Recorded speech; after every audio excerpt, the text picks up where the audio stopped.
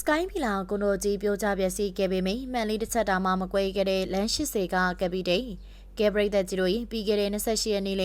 12နာရီဝန်းကျင်ဆိုတဲ့အချိန်ဟာမြန်မာနိုင်ငံသူနိုင်ငံသားတွေ6စရာဖြစ်ရကြီးတစ်ခုဖြစ်ခဲ့ရပါပြီ။အဲ့လိုပါပဲတဘာဝတရားကြီးရုတ်တရက်ပေးလာတဲ့ငလင်တန်ကိုလေမြန်မာနိုင်ငံလေပိုင်းကလူတွေကိုအဓိကပျက်စီးစေခဲ့တာမလို့မန်လေးကအစနေပြီးတော့ဆုံးတော်လေးကိုမှထိခိုက်ဆုံးရှုံးများခဲ့ရပါပြီ။အတရားမှာအသေးပြောင်များဆုံးဖြစ်ခဲ့တဲ့မန်လေးမျိုးကကွန်ဒိုကြီး Sky ဖီလာကွန်ဒိုကတော့ငလင်လောက်ခဲ့တဲ့မိနစ်ပိုင်းလေးအတွင်းမှာမြေကြီးအောက်ကိုနှိမ့်ဝင်သွားခဲ့တာပဲဖြစ်ပါရီဒီကွန်ဒိုကြီးကိုဝယ်ယူခဲ့တဲ့ချိန်တုန်းကတော့ငလင်တန်ကို X မဂနီကျူတီခံနိုင်ပါတယ်လို့ပြောပြီးတော့ရောင်းခဲ့ပေမဲ့လေအခုလက်ရှိဖြစ်ပျက်သွားခဲ့တဲ့မတော်စားမှုနဲ့ပတ်သက်ပြီး Sky ဖီလာကွန်ဒိုဟာမတင်ကားမှုတွေနဲ့ပြည့်နေနေတယ်ဆိုပြီးတော့ဆွဆွဲခံရတာပဲဖြစ်ပါရီတကယ်တမ်းမှာလေမန်လေးမျိုးလမ်း80နားမှာရှိတဲ့ကက်ပီတယ်ကြီးကလည်းနည်းနည်းလေးမှပျက်စီးရုံရင်းချင်းမရှိနေတာမလို့ပို့ပြီးတော့တန်တရားမြင့်တက်နေခဲ့ပါတော့ရီဆိုတော့ပရိသတ်ကြီးတို့ကရောဒီဖြစ်စဉ်တစ်ခုလုံးကိုဘယ်လိုမျိုးမြင်မိကြပါသလဲရှင်ပရိသတ်ကြီးတို့ရဲ့ထင်မြင်ယူဆချက်လေးကိုလည်းပြောခဲ့ပေးပါအောင်နော်